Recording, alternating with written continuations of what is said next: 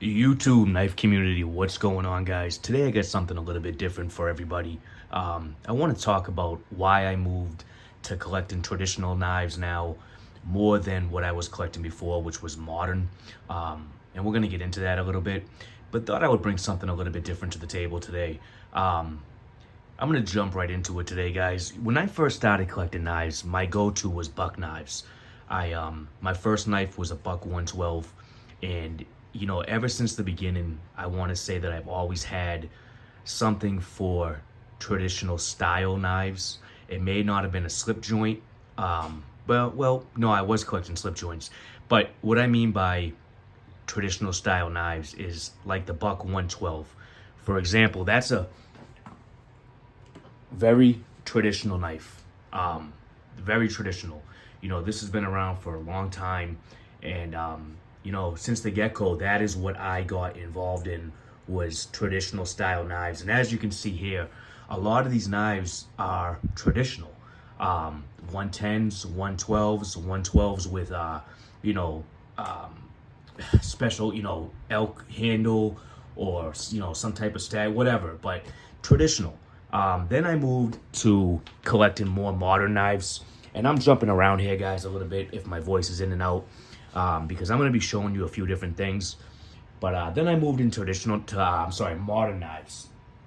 For example, the Spyderco. Spyderco is I believe is a great modern knife. The action on these is unbelievable. The compression lock, the technology behind them. I have two of these. I have, this one, and then I also have the one in the G10. And these knives are almost, for some people at work, I want to say almost a necessity. For example, what I do for work, I want to get it out, cut something, and get it right back into my pocket quick. But I've realized over time that I can do that same thing with a traditional knife. And I am by no means knocking modern knives. I think modern knives are fantastic. The technology behind them, the steels that we're coming out with, just great stuff all around. So don't think this is knocking modern knives at all, because that's not what I'm doing. I'm just telling you about my journey and why I kind of got into slip joints now and collecting slip joints.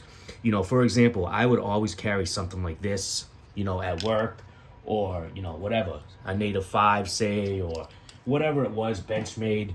I have a lot of modern knives, and I would always use something like this at work. Reason is, why did I kind of go into collecting slip joints? If you guys have been watching my channel, you've been seeing a lot of slip joints. I'm just going to grab one here, for example. You've been seeing a lot of slip joints lately on my channel. Just pick this one up. Here's a beautiful trapper. This is that 6.5 bone stag. And this one actually has you have your clip point blade there, but instead of the spade blade, this one has the Wharncliffe. And I mean, guys, just look how beautiful of a knife that is. So this is kind of why I transitioned over to collecting slip joints. These type of handles, guys, this bone stag right here, or a regular stag, or just bone, whatever. It's just, there's something about it that I think is absolutely, it's just gorgeous. I mean, look at that with that Wharncliffe blade. There's something about it, and I've learned that even at my job, that is very fast-paced, I can still get done what I got to get done with a slip joint knife. I don't have to have, that extra 1 second. It's really not going to bother me.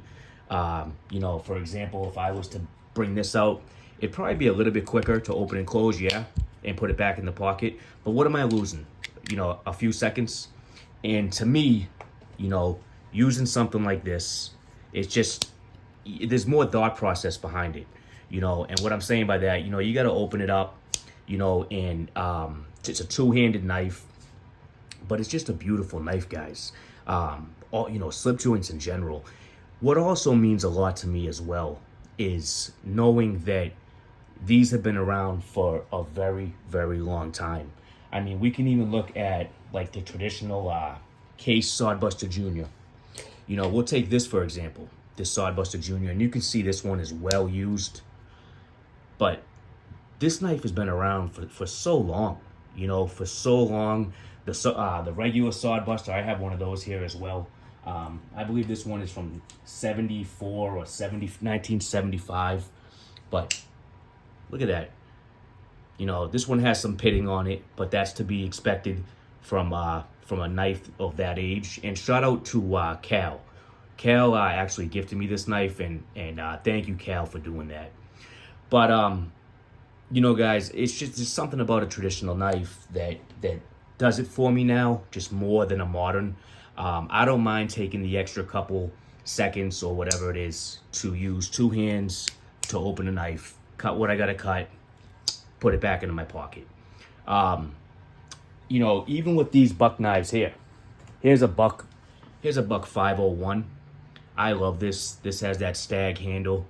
But you just don't really find this in modern knives. Now, of course, you can find a modern knife with maybe some stag if someone customized it or whatever. But you're going to find it a lot more in traditional knives, right?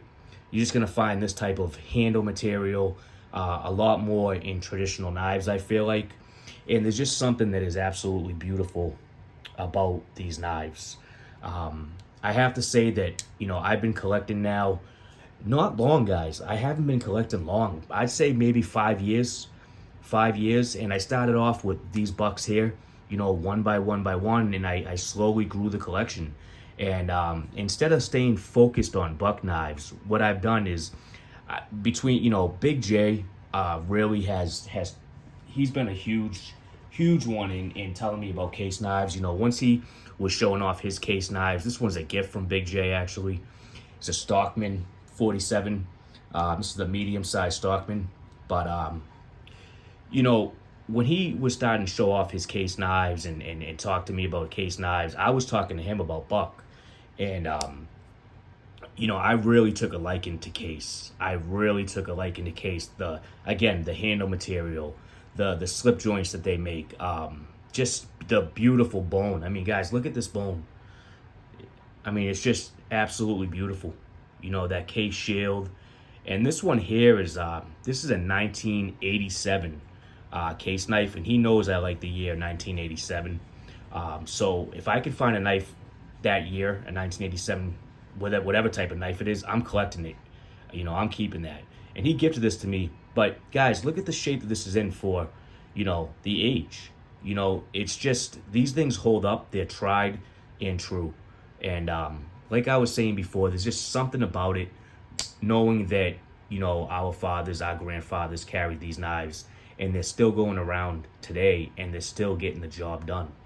But just wanted to talk a little bit about my knife, my knife journey. I did start off with buck, like I said, but I've always had something for traditional knives. Always. I've always had something for traditional knives. Like I said, my first knife was a buck 112. And then I got into buck slip joints. And now I'm into case. But here's a whiskey bone tribal lock from Case. And guys, look at that. Just a absolutely beautiful, beautiful knife. I mean, it doesn't get much better than that, guys. To me. I mean, that beautiful bone on there. Case USA. That's a traditional knife. What I'm trying to say is these traditional type knives is really just what gets me going. These are what is really on the top of my list now for collecting. I kind of put folders aside. I have enough folders, modern folders for now, to keep me going for a while.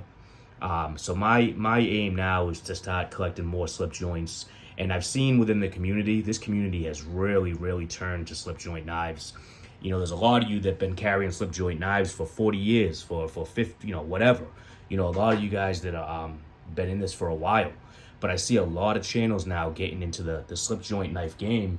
And it's just awesome. It's awesome. I love seeing it because there's so many channels out there, guys, where they show that was nothing, that wasn't. But there's so many channels out there, guys, where they show, they'll show something like this all day long. And I don't mean to say channels. That's not what I mean to say. What I'm trying to say is there's so much content out there where they're going to be showing, this is a Kaiser knife. And you can, you can see content on this like all over the place, and to me, I just love that traditional is coming back into the game. That's what I'm trying to say. I love that it's coming back into the game. Just a traditional, old school, USA made knife, bone handles, and just beautiful stuff. But guys, I'm going to leave you with that today. This is just a little video on why I started collecting slip joints, and where I'm heading. I'm heading into collecting more slip joints. I'm kind of putting modern on the back burner for now. But just, slip joints is where it's at for me. Just love it. Love the whole nostalgia about it. But yeah, guys, just a quick video today. I appreciate everybody watching. I really do. This community is a great community. I say it all the time. And thank you guys for rocking with me. Thank you guys for rocking with me, myself, me and Big J on the lives, guys. Again, that live is 5:30 Eastern, 4:30 Central every Sunday. We're doing giveaways, guys. And thanks to the people that donate for those giveaways.